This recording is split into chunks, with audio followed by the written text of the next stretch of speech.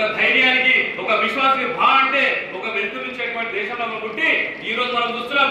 పాకిస్తాన్ 1947లో యుద్ధంలో పాల్గొన్నది, 1968 యుద్ధంలో పాల్గొన్నది, 1972 పాల్గొన్నది, 1999లో పాల్గొన్నది, మొన్న కూడా పాల్గొన్నటువంటి పరిస్థితి.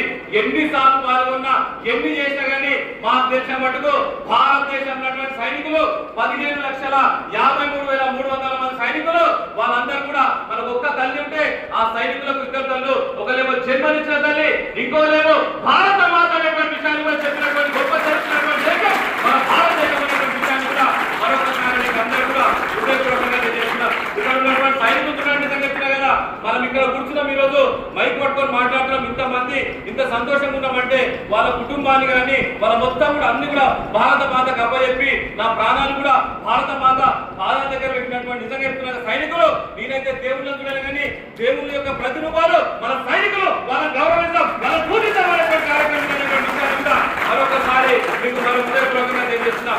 ఆనాడు 1999లో 130 పోస్టులు కూడా నిజంగా చెప్తున్నా కదా, ఆనాడు పాకిస్తాన్ సంబంధించిన వాళ్ళు కార్గిల్ జిల్లా 130 పోస్టులు కూడా కబ్జా చేసుకున్నటువంటి పరిస్థితి. అదే కాశీల్ నామ్ అనేటువంటి ఒక యువకుడు, గొర్రె కాసేటువంటి యువకుడు ఆనాడు అక్కడ ఉన్నటువంటి ఆ ప్రాంతం జరుగుతుందని చెప్పగానే 5 మంది సైనికులు పోతే అక్కడ ఉన్నటువంటి ఏ పెద్ద మనిషి కానీ గంజా అంటే గజగజగా ఉండేటువంటి శక్తివంతులు, ధైర్యవంతులు మన ఎస్పీ అనేటువంటి విషయాలు కూడా ఈ హృదయపూర్వకంగా చేస్తున్నాం. అటువంటి చైతన్యం ఉన్నటువంటి జిల్లా పేరు రంగారెడ్డి జిల్లాలో ముందు తీసుకుపోతున్నటువంటి మన ఎస్పీ గారికి ప్రత్యేకమైన ధన్యవాదాలు. మా పక్కకు ఉన్నటువంటి సౌమ్యుడు, మృదు స్వభావి, చాలా విద్యావేత్త మా లింగన్న గారు